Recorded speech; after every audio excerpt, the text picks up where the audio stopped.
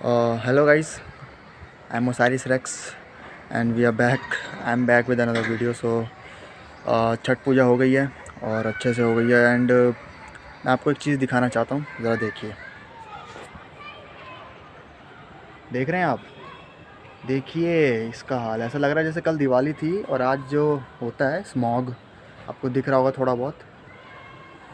देखिए इसको, इतना स्मॉग।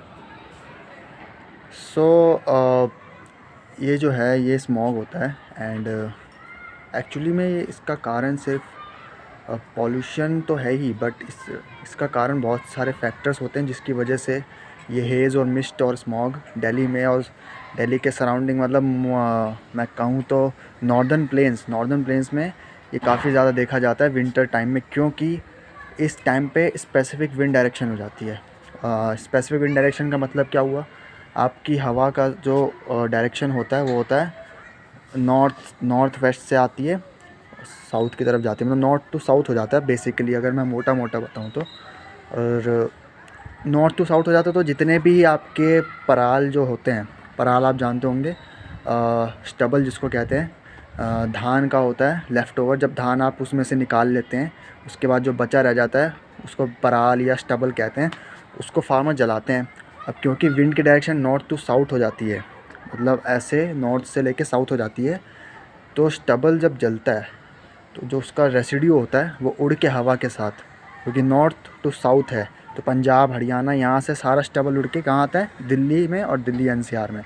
और विंड होती है बट बहुत ज़्यादा होती नहीं है, मतलब स्पीड कम होती है। स्पीड ऑफ विंड कम से कम अगर 15 to 30 किलोमीटर पर आवर हो तो कोई दिक्कत नहीं है, बट अगर विंड की स्पीड उससे लेस होती है तो अपने साथ वो चीज़ें लेके तो आती हैं लेकिन उसको डिस्पर्स नहीं कर पाती, तो क्या होता है वो इन्वायरमेंट में अटका रह जाता है। तो बेसिकली मेरे वीडियो का आज ये मतलब है बताने का कि स्मॉग जो होता है वो सिर्फ एक कारण की वजह से नहीं होता। There are various reason behind this phenomena, बहुत सारे रीज़न होते हैं। उसमें से एक प्रोमिनेंट ये है, एक तो स्टबल बर्निंग प्लस जो विंड की डायरेक्शन इस टाइम हो जाती है ईयर की, तो वो हेल्प करती है स्मॉग बनाने में दिल्ली में। और बाकी तो सेकेंडरी रीज़न्स तो बहुत सारे हैं, उसमें से दिल्ली का खुद अपना भी है। यहाँ पे कि यहाँ की जो इंडस्ट्रीज़ हैं, यहाँ पे जो ट्रैफिक है, यहाँ पे जो व्हीकल्स है, नंबर ऑफ़ व्हीकल्स है, उससे भी बहुत फ़र्क पड़ता है। लेकिन मेन जो स्मॉग जो लग रहा है ना, स्मॉग जो लग रहा है उसका ये कारण ये होता है।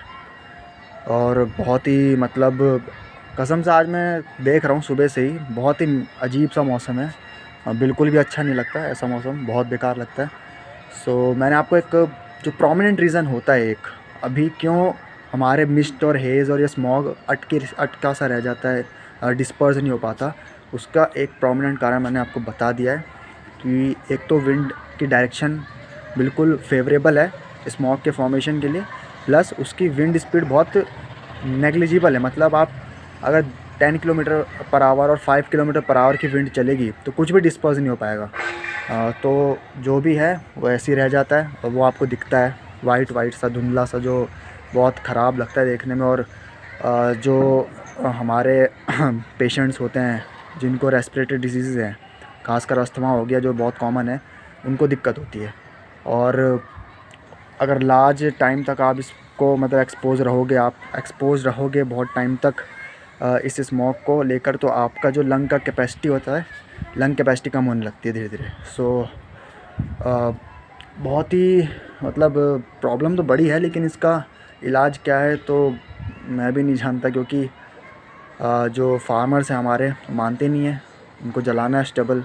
सरकारें, उनको जो मशीनें होती हैं स्टबल को बिना जलाए उसको डिस्पोज़ करने की मशीन्स आती हैं, तो सरकार उनको दिला नहीं पा रही है। उनका यही शिकायत है कि भाई हमें वो मशीन बहुत महंगे में मिल रहा है, तो अगर महंगे में मिलेगा तो फिर तो उनके लिए भी दिक्कत है। मैं समझ सकता हूँ, यहाँ के किसान बहुत अमीर तो होते नहीं हैं, ये तो सबको पता है।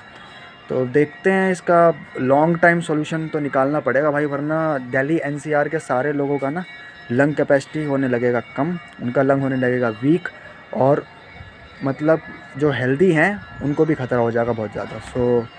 बाकी जो ऑलरेडी जिनको रेस्पिरेटरी इश्यूज़ हैं वो तो ऑलरेडी इससे अफेक्ट हो रहे हैं, लेकिन जो हेल्दी लोग हैं जिनको कोई इशू नहीं है उनके लिए भी प्रॉब्लम बढ़ सकती है अगर इसका कोई इलाज नहीं हुआ तो। आज का वीडियो यहीं ख़त्म करते हैं। सो मिलते हैं बाद में। ख्याल रखिए, हंसते रहिए, हंसाते रहिए, खुश रहिए। मैं ओसारिस रेक्स आपसे विदा लेता हूँ और मिलते हैं अगले वीडियो में।